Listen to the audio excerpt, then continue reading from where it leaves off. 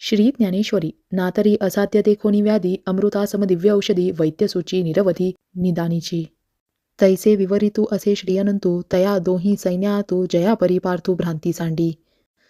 ते कारण मनी धरिले मग सरोष बोलो आदरिले जैसे मातेच्या कोपीत ठाकुले स्नेहाथी.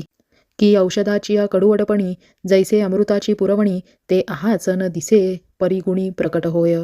तैसे वरीवरी पाहता उदासे आता तरी अति सुरसे तिये वाक्ये ऋषिकेशे बोलो आदरिली. श्री भगवान वाच अशोच्चानन्वशोचस्त्वं प्रज्ञावादाश्चं भाषसे गतासु न गतासुष्यं नानुशोचन्ति पंडितः. मग अर्जुना ते म्हणितले आम्ही आजी हे नवल देखिले जे तुवा येथ आदरिले माझारीची. तू जाणता तरी म्हणविसी परी नेणवे ते न सांडिसी आणि शिकवू म्हणो तरी बोलसी बहुसाल नीती. जात्यांधा लागे पिसे मग ते सैरा धावे जैसे तुझे शहाणपण तैसे दिसतसे.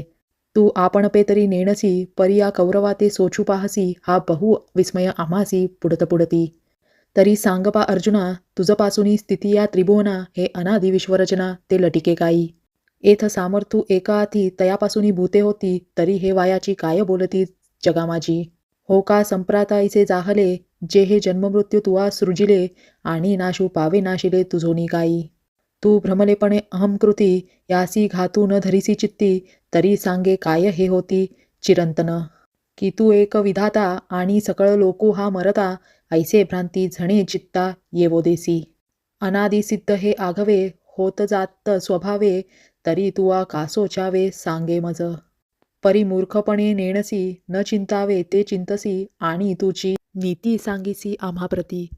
देखै विवेकी जे होती ते दोही तेही न सोचती जे होय जाय हे भ्रांती म्हणून या. न त्वेवाहं जातुनासं न त्वं नेमे जनाधिपः न चैव न भविष्यामः सर्वे वयमतः परम्. अर्जुना सांगेन ऐक येथ आम्ही तुम्ही देख आणि हे भूपती अशेक आदी करुनी. नित्यता ऐसेची असोनी ना तरी निश्चित क्षया जाऊनी हे भ्रांती वेगळी करुनी दोन्ही नाही. हे उपजे आणि नाशे ते मायावशे दिसे येरवी तत्वता वस्तू जे असे ते अविनाशची. रामकृष्ण हरी.